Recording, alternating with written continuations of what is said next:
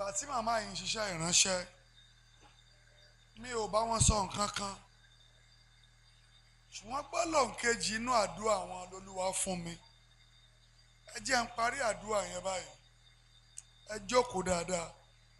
Please, anybody 15 years níta kó má fi rẹ̀ ṣeré o. Thank you, Holy Spirit. Gbogbo èèyàn jẹ́ àjọ gbàdúrà kan yìí. Mo fẹ́ ṣàlàyé ẹ̀kẹ́ tó dé dúró. Gbàmígbà olùfẹ́, béèyàn bá fi irú ìpàdé yìí parí ọdún yìí kò ṣọ́ọ̀tì. Ó ń bá nìkan sọ̀rọ̀ ní ọ́fíìsì lọ́sàn-án pé ìkánu ayọ̀ mi ni wípé etí ìgbóhùn olúwa mi ọlọ́run òjì ó di. Olúwa ní ká gbàdúrà. Ohun tó kí sára gba microphone ni wípé mi ìfẹ́ kí áńgẹ́lì yẹn ó lọ. Olúwa, ta ni òfin ọjọ́ ayọ̀ mọ́lé mi tó láfìgbà tí n bá gba ọgbẹ́ lòun ó tó wá. Ohun tó rò nípa tèmi yí lé lórí. Gbólóhùn ọgbẹ́ tí wọ́n fi kún àdúrà wọn ló jẹ́ kí wọ́n gba microphone. Tó o bá wà tàbí ọmọ ọdún 15 ó léwu díẹ̀, gbogbo èèyàn dìde dúró. Ẹyọ má dìràmọ́, ẹ má bínú torí Ọlọ́run. Bóyá kí n bá yín bẹ̀bẹ̀, ẹ má jọ yá àyẹ̀jú 10. Ṣùgbọ́n nígbà tí mo gbọ́ gbólóhùn àdúrà tí wọ́n pè ni mo ṣe jáde. Ó ń làdúrà kejì tó lù wá fún mi. Please torí Ọlọ́run. Olúwa, ta lọ́wọ́ ò ní fọjú ayọ̀ mọ́lé mi àfìgbà tí mo bá gba ọgbẹ́. Please, ẹ̀yin ẹni ẹ̀mí ẹjẹ́ àjọ rìnrìn àjò yìí láàrin ìṣẹ́jú 2-3 péré. Bí mo tilẹ̀ kéré nínú ẹ̀yà Júdà o, olùgbàlà máa wọ̀n tirẹ̀ tó yàn. Ẹ jọ̀wọ́ ẹ ṣí ọkàn payá. Bí mo tilẹ̀ kéré nínú ẹ̀yà Júdà o, olùgbàlà máa wọ̀n tirẹ̀. Torí pé Jésù ọmọ Ọlọ́run, ìwọ lèmi máa ní o.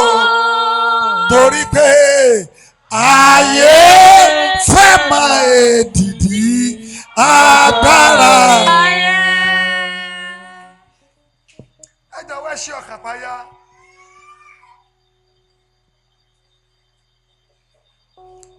Ẹsẹ̀ gìrìgìrì ní à ń jọ̀fẹ́. Ọjọ́ tá a bá ti rí à ń jọ̀fẹ́ mọ́, tá a bá ti gbúrò wọn mọ́, ẹsẹ̀ gìrì dá. Ẹ jọ̀wọ́ ẹ gbà mí gbọ́ bí wòlíì Ọlọ́run. Ohun tó sọ̀kalẹ̀ sínú gbọ̀ngàn lóru òní ọkọjá tamsten àwọn tá a wà níbẹ̀. Màmá Ìdòwú, mo gbọ́dọ̀ ganu ayé yín. Màmá ìṣẹ̀dá ẹ ṣe gan. Ẹni màmá ètò lóru òní. Ó tà fi rí dé bábúrò kọ Jésù èṣù àti ẹ̀ṣẹ̀ kò ní fi ṣe àdánwò fún yín. Wọ́n tá fẹ́ pẹ̀lú màmá dáadáa. Wọ́n tún fi máàcì àmá ti wá bí ìgbẹ̀yìn. Àwọn ni wọ́n ṣíde ètò lọ́dún yìí. Kọ́tàlẹ́ bùkà wọn ní máàcì àwọn ọlọ́run tọ́wọ́ wọn ọ̀bá ti dí wọn tó ń bọ̀ ń bì. Ẹ jọ̀wọ́ ẹ pariwo, mi ò mẹ́ni tó ní. Olúwa, ta ni òfin ọjọ́ ayọ̀ mọ́lé mi? Tọ́lágbà tí n bá gbọ́gbẹ́ lòun ó tó wá kí mi. Ohun tó pinnu ẹ̀yin ọ̀run ẹ bá yí lé lórí. Ohun tó pinnu fún mi Olúwa yí lé lórí. Please, ẹ jẹ́ kí orúkọ Jésù láti ẹ̀yìn kó pariwo, ẹ pariwo àdúrà. Jésù, ẹ̀mí mímọ́ o, ta ló lọ́wọ́ ní fọjú ayọ̀ wá mọ́lé mi? Àfihàn tí mo bá gbọ́ ọgbẹ́, ẹ̀mí mímọ́ wọ́n ni mo bẹ̀ lọ́wọ́ ẹ̀, ó yá yí lé lórí.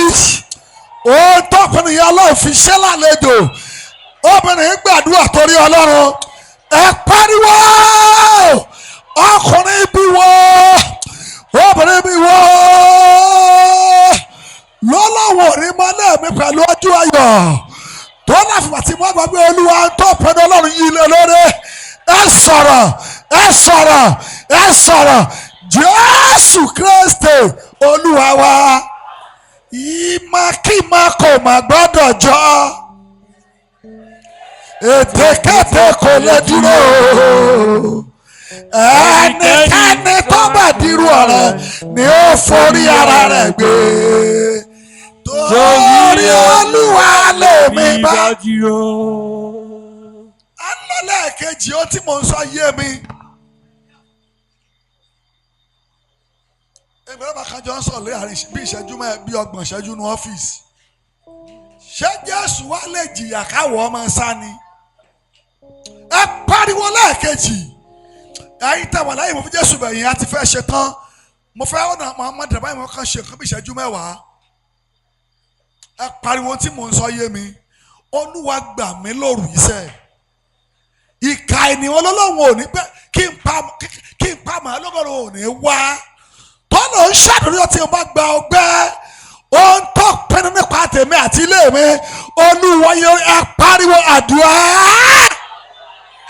ẹ ṣe jàre kò rẹ̀ wá ń tòótọ́ I love that ọkùnrin ìkàwó obìnrin ìkàwó lọ́lọ́ọ̀rí fọjọ́ ìyọ̀mọ́lé wa tó láfọjọ́ ìbànújẹ́ Olúwa yí lé lórí Olúwa yí lé lórí Olúwa yí lé lórí ẹ sọ̀rọ̀ ẹ sọ̀rọ̀ ẹ sọ̀rọ̀ Jésù Kristi olúwa wa gbogbo yẹn kọrin pẹ̀lú mi yes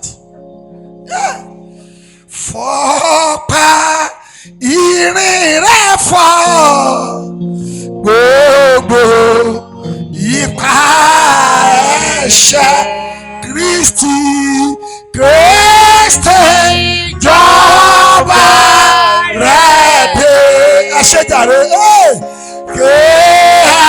àṣẹ rẹ̀ bẹ̀rẹ̀ Olúwa fọ́pá èrè rẹ̀ fọ́ ẹ sọ̀rọ̀ sókè gbogbo ipa gbogbo ènìyàn gbé ọwọ́ sókè àdúrà tó gbẹ̀yìn rèé Olúwa eléyìí tó kù tí màá lò láyé fi àánú dàpọ̀ mọ́rin àjò ayé mi. Joseph sọ wípé ibi ni ẹ̀yin rò ẹ jẹ́ béèrè fún àánú òpin ọdún Olúwa gbà mí. eléyìí tó kù tí màá lò láyé fi àánú dàpọ̀ mọ́ mi. ẹ pariwo ẹ jẹ́ èèyàn ọmọ Ọlọ́run Bíbélì wípé àánú ń ṣògo orí tẹ́ ìdájọ́ ẹ pariwo mi ò léèyàn ìwọ ni mo ní. Jọ Olúwa eléyìí tó kù tí màá lò láyé àánú fi bá mi ṣe papọ̀ ẹ pariwo àdúrà. má jẹ́ ọgbà mi eléyìí tó kù tí màá fi rìn àjò ayé mi tí màá rìn láyé àánú dàpọ̀ àánú dàpọ̀ ẹ sọ̀rọ̀ ẹ ṣe jàre àánú dàpọ̀ Jésù Kristi olúwa wa olúwa ní ni mo wólẹ̀ sí àdàbí tó ṣe pé orí eku tàbí orí ẹja ni mo fi ṣe foundation church yìí ló ṣẹ́kù bí gbogbo èèyàn ọ̀bá rí mi ó ṣàrí mi mo gbàdúrà jọ múra fún àmì ńlá kan ṣoṣo látòrí MC désàlẹ̀ lónìí dókè ni mo lè sọ pé mo rí ọwọ́ Ọlọ́run mo wí lórúkọ Jésù pé ta ló lóun ò ní fọjú ayọ̀ mọ́lé wa pé àfìgbà tá a bá gbọgbẹ́ ohun tí ènìyàn bẹ́ẹ̀ pẹ́ẹ́nu Olúwa yí lé wa lórí. ní Jésù. mo sọ ọ́ lẹ́ẹ̀kejì nítorí orúkọ Kristi Jésù ni mo pè òdodo wa bí àkísà ẹlẹ́gbin ọkùnrin bí wo obìnrin bí wo mọ́sàgbàgbà bí wo ló sọ wípé ọjọ́ ọgbẹ́ lòun ó tó wá kí wa irú ọkàn bẹ́ẹ̀ ó tọrọ Olúwa yí lé lórí. ní Jésù. mo wá sọ ní ìparí kẹtàlúwa jọ̀ọ́ ní eléyìí tó kù gbogbo wọn lò láyé yìí a bẹ̀bẹ̀ fún àánú Olúwa fi bá wa rìnrìn àjò. ní Jésù. ohun Olúwa ní ká gbàdúrà mo sọjú ní lónìí Olúwa gbogbo ọkàn tó kọrin níbi àtẹ́ntó tẹ́tẹ́pẹ́ ẹ̀yìn mo gbàdúrà ohun tí ọ̀tá kúrúkọ Jésù àwọn Ọlọ́run ó yá wọn yí dànù. ní Jésù. Ọlọ́run bàbá ó yí dànù. ní Jésù. Ọlọ́run ọmọ ó yí dànù. ní Jésù. ẹ̀mí wọn ó yí dànù. ní Jésù. àti tẹ́pẹ́ fún owó gbàdúrà lọ́dún ló kọ Jésù àti tẹ́pẹ́ ìbànújẹ́. ní Jésù. ògo ni fún ọ lókè. hallelujah.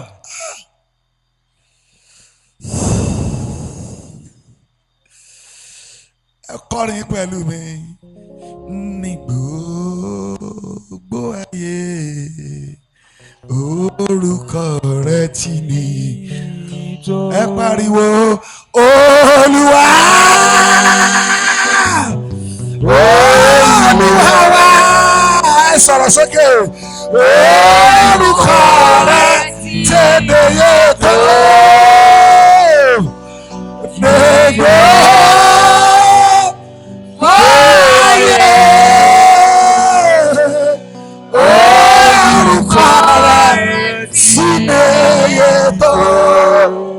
Ọba tó ṣọ́ tẹ́nìkan ò lè ṣe ẹ sọ̀rọ̀ sókè orúkọ rẹ̀ ti lóye tó ẹ ṣe ọba tó ṣọ́ tẹ́nìkan ò lè ṣe ẹ sọ̀rọ̀ sókè orúkọ rẹ̀ ti tó. Ọlọ́run ìwọ náà ògo padà fún ọ. Kábíyèsí bàbá. O ṣé Jésù ògo ni fún ọ. Hallelujah. Jésù Kristi Olúwa wa. Ṣáwọn dírámà ti ń bọ̀. Kí ló wà bẹ́ẹ̀ mọ̀? 2-6 kìíní 2 ẹ̀yà ọ̀dà bàbá mú wẹ̀yìn tí. 202 kìíní.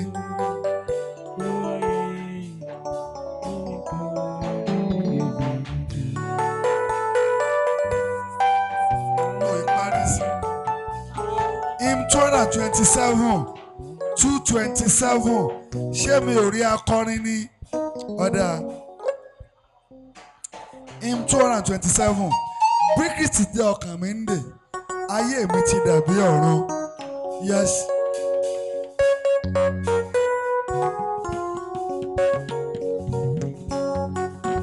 Hallelujah. Hallelujah. Kristi ti dọ́kàn mi jẹ́. torí pé Ayé mi ti dàbí tọ̀run. Lárí ìbànújẹ́ àtàrò. Ayọ̀ ni láti mọ Jésù. torí wípé Hallelujah ayọ̀ ló jẹ́ pé mo ti rí dáríjì gbà. Ibikíbi tí mo bá wà. Kò séwu Jésù wà níbẹ̀.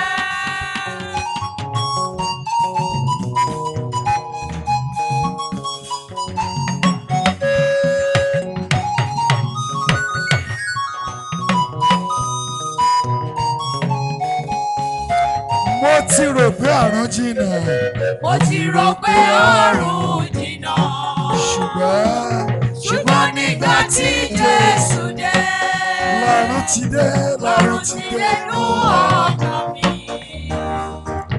Ibẹ̀ ni yóò sì wà títí. Hallelujah. Hallelujah ayọ̀ ló jẹ́ pé mo ti rí dáríjì gbà. Mo ti rí gbà.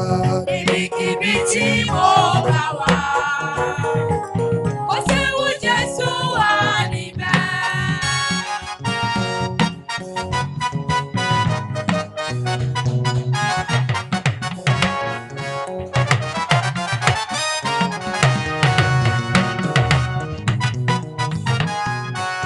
Níbo la kò lè gbé láyé?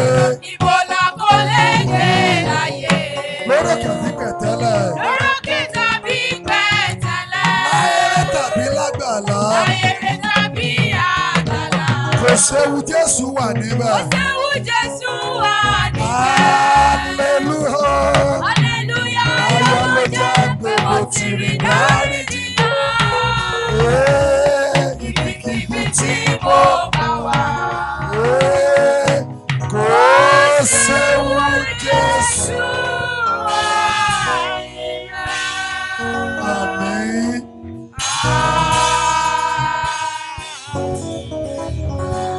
Látorí gbogbo bàbá tí wọ́n darí ètò, ìgbà tí mo bá pè ìránṣẹ́ ọ̀run ni bàbá, ẹ̀rù bà mí. Bàbá lórúkọ Jésù fàpẹpẹ kò ní bà wá. Gbogbo àwọn instrumentalist ni mo kí ẹ ṣe, mo rí ẹ̀wọ̀ Ọlọ́run ayé yín. Lórúkọ Jésù ọfà ayé kò ní bà wá. Fún ẹ̀yin tí ẹ bá fẹ́ ṣayẹyẹ dáadáa báyìí, mo ń recommend FM studio fún yín. Irinṣẹ́ tí a lò a kó ti church wọlé. Wọ́n wà ní St.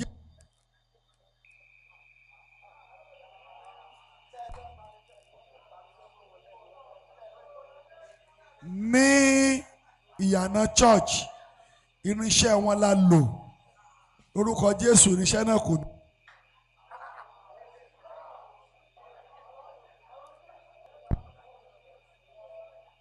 Ju ẹ ṣe lọ́pọ̀lọpọ̀, a gbádùn irinṣẹ́ yẹn dáadáa. Tí last year alárò pé bóyá kínní tọdún ìtúnṣe kínní, ẹ béèrè nǹkan kan lọ́wọ́ Ọlọ́run. Mo fẹ́ kí ẹ fi ayọ̀ pa ìbànújẹ́ rẹ́. Olúwa, mo wọ gbọ̀ngàn yìí lánàá pẹ̀lú nǹkan báyìí. Mo fẹ́ jáde wá lọ́dún tó ń bọ̀ bí ọlọ́pẹ́. Lórí n tó jẹ gàba lé mi lórí lọ́dún yìí, Olúwa rìn kọjá lórí ẹ̀ kí n lè sọ̀rọ̀ ẹ̀rí. Ó yá ẹ sọ̀rọ̀ àdúrà.